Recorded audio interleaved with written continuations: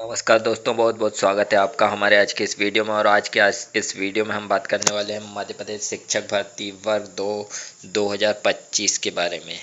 तो इसमें भी हम खास करके बात करेंगे ऑब्जेक्शन के बारे में। जैसा कि आप जानते हैं कि वर्ग 2 के आंसर की जो है वो जारी हो गई है और 6 मई से लेकर 9 मई तक वर्ग 2 के गलत प्रश्नों पर ऑब्जेक्शन मतलब आपत्ति लगाने की लिंक जारी कर दी गई है। और कल है दोस्तों 9 तारीख, मतलब कल ऑब्जेक्शन लगाने की अंतिम तारीख है। तो अब ऑब्जेक्शन लगाने के बाद क्या हो सकता है दोस्तों? क्या कम अंक प्राप्त करने वाले के अंक बढ़ सकते हैं, या फिर ज़्यादा अंक जिसने प्राप्त किए हैं क्या उसके अंक कम हो सकते हैं, या फिर सभी के अंक बढ़ सकते हैं?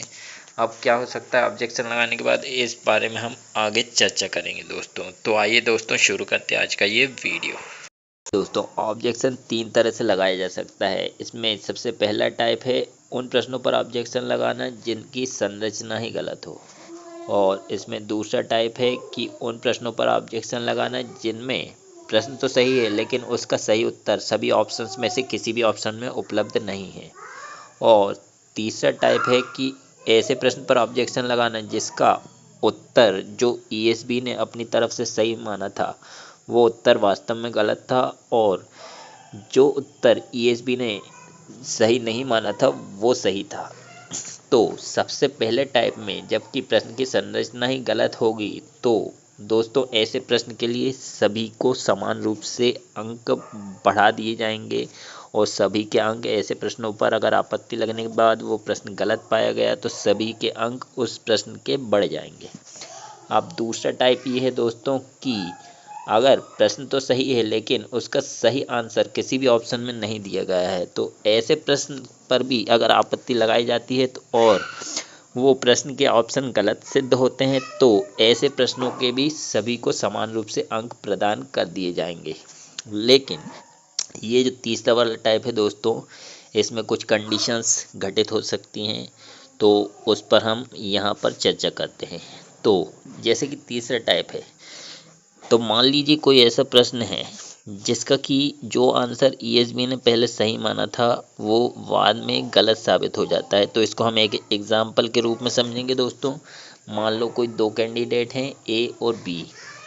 ये ए कैंडिडेट है और ये बी कैंडिडेट है। अब मान लो कोई तीन प्रश्न इनके सामने हैं, प्रश्न 1, 2 और 3।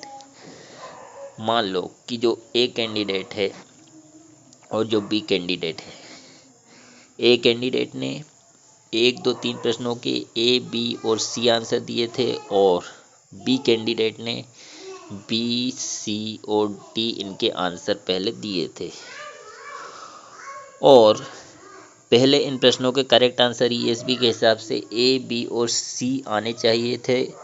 और मान लीजिए कि इस फर्स्ट वाले स्टूडेंट के पहले शुरू में 65 मार्क्स आ रहे थे, कंप्यूटर स्क्रीन पर दिखाई दे रहे थे। लेकिन आपत्ति लगने के बाद ऐसा पाया गया कि ये तीनों ही प्रश्न गलत थे और इसके जो आंसर ईएसबी ने अपनी तरफ से सही माने थे वो ऑप्शन सही नहीं थे, बल्कि जो ऑप्शन बी अभ्यर्थी ने टिक किए थे वो ऑप्शन ही इसके सही थे। तो ऐसी कंडीशन में क्या हो जाएगा दोस्तों कि इस दूसरे वाले अभ्यर्थी के 3 अंक बढ़ जाएंगे। मान लो इसके पहले 60 नंबर थे तो अब इसके नंबर बढ़ के हो जाएंगे 63। ठीक है दोस्तों, लेकिन इस ए वाले अभ्यर्थी के ये 3 नंबर कट हो जाएंगे दोस्तों यहाँ से, क्योंकि इसने जो आंसर टिक किए थे वो तीनों गलत थे। तो इसके मार्क्स अब कितने हो जाएंगे? पहले 65 मार्क्स थे, अब इसके हो जाएंगे 62। तो ऐसी कंडीशन में देखने को ये मिलेगा दोस्तों कि जिसके मार्क्स ज़्यादा थे उसके कम हो गए हैं और जिसके कम थे उसके मार्क्स ज़्यादा मार्क्स वाले से भी 1 मार्क्स कम हो गया है। तो ऐसी भी कंडीशन बन सकती है दोस्तों ऑब्जेक्शन लगने के बाद। तो ये तो रिजल्ट आने के बाद ही पता चलेगा कि किसका रिजल्ट क्या आता है। अभी आपने जो कंप्यूटर स्क्रीन पर अपने मार्क्स देखे हैं उसको सत्य मत मानिए दोस्तों। फाइनल रिजल्ट जब आएगा तो आपके नंबर, कुछ नंबर घट या बढ़ भी सकते हैं।